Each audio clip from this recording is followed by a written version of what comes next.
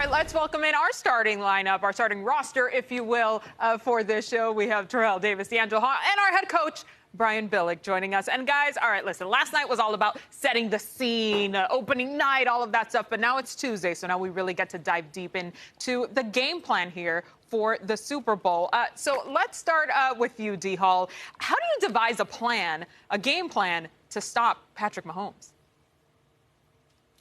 Well, I'll tell you what, MJ, it's difficult. You know, plenty of defensive coordinators have tried and not been successful. But I think if you got a team like the Tampa Bay Buccaneers in this defense, I think it starts up front with those 4 pass rushers, right? You saw what they did to Aaron Rodgers last week. Anytime you can rush with Shaq Barrett, JPP, you got Vita Vea back, and Ndamukong Suh was pushing that pocket up the middle, creating one-on-ones on the outside. Look, this Bucs defense understands the complexities of trying to guard Tyreek Hill one-on-one, Travis Kelce through the middle of the football field. Those are two guys that, you know, certain parts of the game, yes, you're going to have to cover them one-on-one. But this front 4, the way they're able to rush, it's going to make things just a little bit easier, and you got to have to kind of pick and choose when you want to double team, depending on situations, down the distance. What does Kansas City like to do as far as getting the ball in certain guys' hands in those situations? So it's going to be a little mixture of double teaming some guys, playing a little bit of man some zone, but everything revolves around this front 4 being able to generate pressure for Todd Bowles and that defense.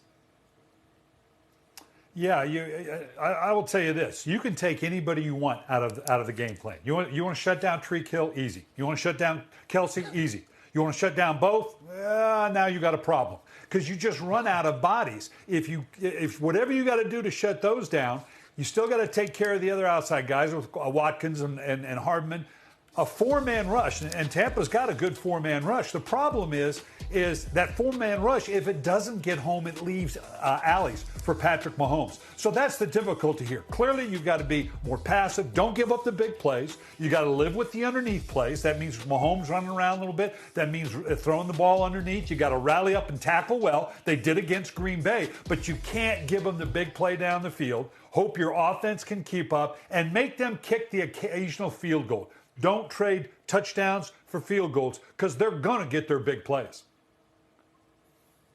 Yeah, Coach, you're absolutely right. You think about this Kansas City team, how explosive they are. Speed doesn't matter when you're in the red zone. There's only so far that receiver can run. So Tyreek Hill and all of these fast receivers, Mecole Hardman, all of their speed is going to be eliminated when they get to the red zone. So if Tampa can just hold on and not give up those explosive plays down the football field and get Kansas City in the red zone, I think they can get back to their normal style of football defensively because they aren't worried about their speed at that point.